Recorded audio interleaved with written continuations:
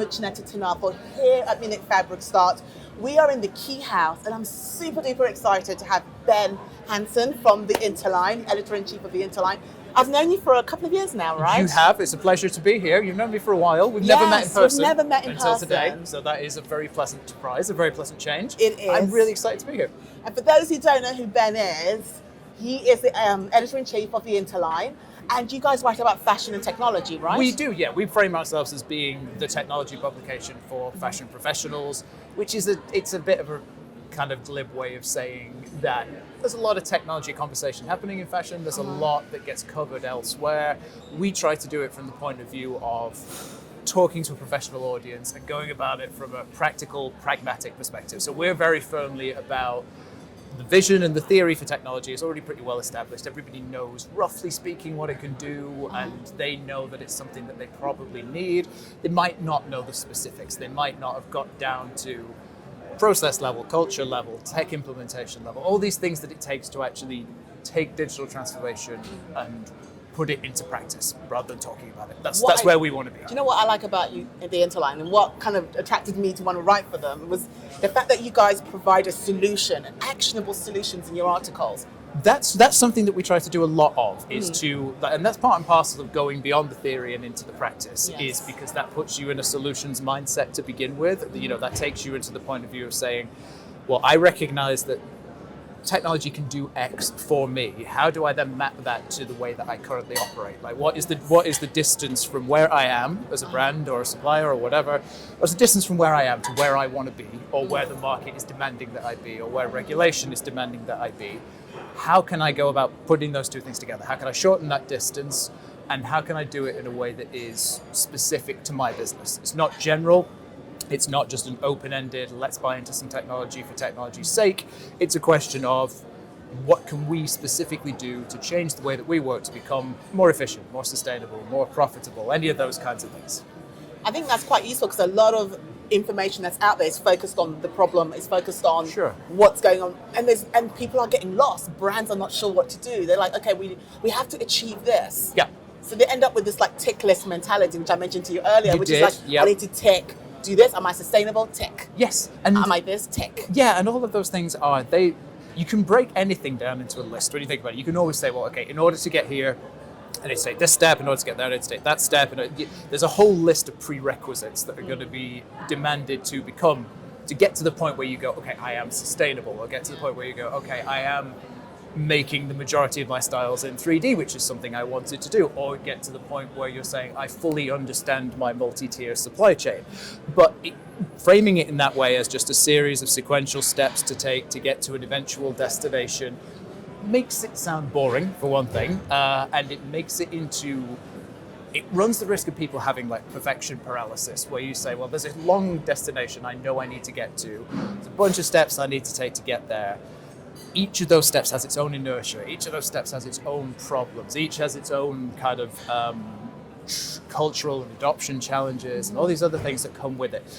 The focus should be, from my perspective at least, should be on what is the inherent value of each of those steps along the way. You know, start to design one collection in 3D. Brilliant, that's progress in and of itself.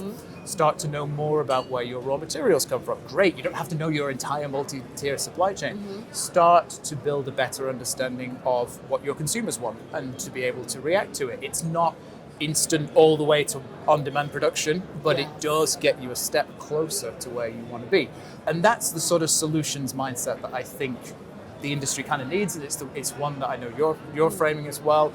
And it's important because you can't say, I need to get a decade into the future right now. You can say, there's stuff I need to do better, and I need to do it better by next season, or I need to do it better by next calendar year or whatever. That's valuable. That's where people should be putting their attention. I think it's that they feel like it's the pressure, they're in a race. They're in a race to get to somewhere. Sure. And they're not understanding that it's a journey. I think that's fair, and I think as well, like, I understand where the pressure comes from, though. I mean, we were talking about policy before. When you look at the regulatory frameworks that are in place in Europe and that are coming into force elsewhere, all of a sudden you have brands that have to comply with a level of disclosure that they just don't have the data to do. So I get that is an acute pressure point, and I understand why people focus on that. And from a digital asset perspective as well, there are a lot of arguments for having 3D versions of your products. There's a lot of use cases. If I had a 3D version of my shoes, your dress, whatever it was, I can use it to make creative and commercial choices in-house. I can use it to advertise to customers and market test. I can use it to replace traditional product photography. There's a ton of stuff I could do with it. And that creates a mandate where people say, I need more of these. I need more digital assets, now. Get them going fast. That's not easy to do, though. There's a lot of pieces that need to go into place there, like upskilling your CAD departments, to use the latter example, getting all your digital materials in order. So I understand why people see it as a race, because the goal is so compelling in some cases. But it's still, the right way to think about it is not an instant leap from here to the far future. It's to take a series of progressive steps that get you better along the way. Do you think the industry is moving away from using technology for technology's sake, which I felt like was the big problem back in 2015, 2016, a lot of... I think maybe. I think there's, depending on the size of the company, you'll probably find that some, big brands, luxury houses, multi-brand groups, they'll have gone through many, many cycles of technology adoption. And don't forget, when we're talking about technology, yes, we're talking about cool stuff like digital product creation. We're also talking about more behind the scenes stuff like PLM and ERP and supply chain management. It's not as immediately exciting as the other stuff is, but they've probably done it twice, or they've done it 3 times, they've done it 4 times. And I think that reduces some people's appetite for just another tech project. If you go into one of those organizations and you say, this is a technology project, we're leading it from the top down, it's mandated at the CIO, CTO level, we're going to push it down to everybody else, you're going to find a lot of friction. You're going to find a lot of people who don't want another tech burden, they don't want another tech cycle. What you have instead, I think, is more in the way of individual kind of process champions, people who are passionate about specific things, like somebody who runs a CAD department wants to start working in 3D, somebody who works in sourcing wants to start building a more complete picture of the provenance of their products. You're starting to get a lot more people in those roles who go, well, I can lead this. I can spearhead a tech-enabled change rather than just a tech project. I can see how my department can get better and how that can contribute to the overall sustainability profile or profitability or whatever of the overall business. So those are not tech projects for tech's sake. Those are tech adjacent or tech enabled initiatives that start up at the grassroots level from within individual departments and then work their way up and kind of percolate to where they become really important pieces of the overall business. Yeah, that's true. But I want to also take it back a little bit. Go on. COVID. I've heard of it. We can't have this conversation without touching on that, because there was a lot of chatter about how it accelerated technology for fashion brands.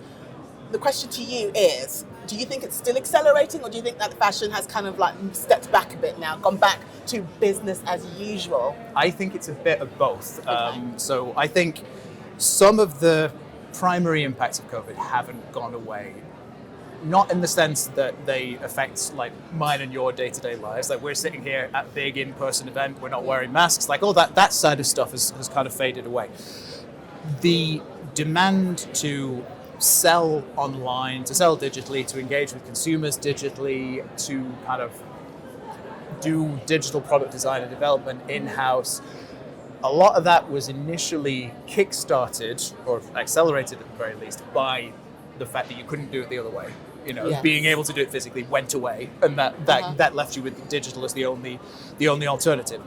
I think that is still persisting because people have kind of recognized that doing product development, sampling, prototyping, multiple rounds of material testing and things, doing that physically is unnecessarily time-consuming, unnecessarily costly, unnecessarily wasteful. So I think that's an instance where you have a pretty stark exposure of a process that was broken is a harsh word, but that is fundamentally not working particularly well, that was thrown into sharp relief by the pandemic, and now people have found an alternative and they're running with it.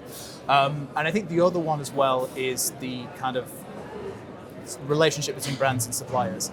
That's something that was thrown into similarly sharp relief during the pandemic, but I don't think any lasting action has really taken place there. I mean, from a tech point of view, like, don't get me wrong, there are a lot of brands who want to know as much as possible about their supply chains. There are individual people within big brands, small brands, independent designers who want to make sure everybody's paid a fair wage. They want to make sure that products are made as sustainably as possible. But the cogs and the overall machinery of fashion moves very, very slowly.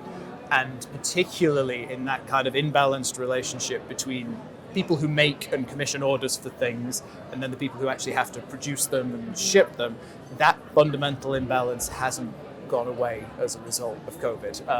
And that, for me, is where you're starting to feel a lot of pressure right now, because it is an unequal relationship, but it's also a relationship that is now critical and fundamental to sustainability, to everything else. Like if you as a brand are going to make data-backed disclosures, you as a brand are going to have sustainability commitments that you can stand by, you need to build more collaborative, kind of cohesive relationships with your suppliers, but you haven't got the systems in place to do it. You haven't quite got the relationships in place to do it. And you've also got the unpleasant legacy of the fact that during COVID, that gap widened, and I don't think it's gone back. I don't think it's got any closer as a result. I think it started a bunch of stuff. I think it also shone a spotlight on how mature some technology was, because I think there are people who were working in 3D before the pandemic. Then there's a lot more people working in 3D after the pandemic. I don't think the solutions magically got better.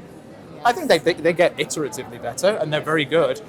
But it's not a case of the technology industry suddenly leapt forward to enable fashion to do all this new stuff. It's a case of fashion going, oh, well, these solutions have been out here for a while, they're fully mature, I'm going to start to take advantage of them. And hopefully that's a mindset that will persist. I want you to kind of tell me, which 3 innovators should we keep our eye on in 2023? From a brand point of view, from a tech point of view, from retail, like the 3 people that you're like, do you know what? They're doing amazing things in this space. Okay, check them out. All right, you're putting me on the spot here. From a brand perspective, I would say that I'm keeping a very close eye on what Nike are doing with digital collectibles, because they seem to be the only brand who are really committed to it from a big money point of view, from a big infrastructure perspective. Cards on the table, I've never been a huge NFT advocate. I've always sort of looked at it with a bit of a skeptical eye. However, I do admire the persistence there. I admire the fact that you have one of the biggest brands in the world who are a stake in the ground and saying, you know what, we foresee a future where there's a community of digital designers, digital collectors. There's a trading market for all of these things. They're running full bore with the idea that fashion, which is an industry, fashion and lifestyle in that case, which is an industry that's always had a physical output for centuries, physical only. Now it's going to have a digital output. What does that look like? And I say, really need to pay attention to anybody who is saying that's going to happen, and we're committed to it, and we're kind of pushing it forward. From a tech perspective, we don't endorse any particular solutions, so we have to be careful about that side of things. I think there's a lot to watch in material digitization in terms of capturing materials, because I mentioned the big demand for digital assets before. So you want a digital version of your dress. That's great pattern, great materials. You're going to have to be very, very confident in the digital fabric that you're using to design that. And if you want to start to do that at big scale, you want to start to say, well, instead of creating one collection within one of my brands, within one season in 3D, I'm going to do it for as many as possible. All of a sudden, you've not just got a skills gap in terms of how you create those assets, but you've got a big bottleneck in terms of where those materials come from.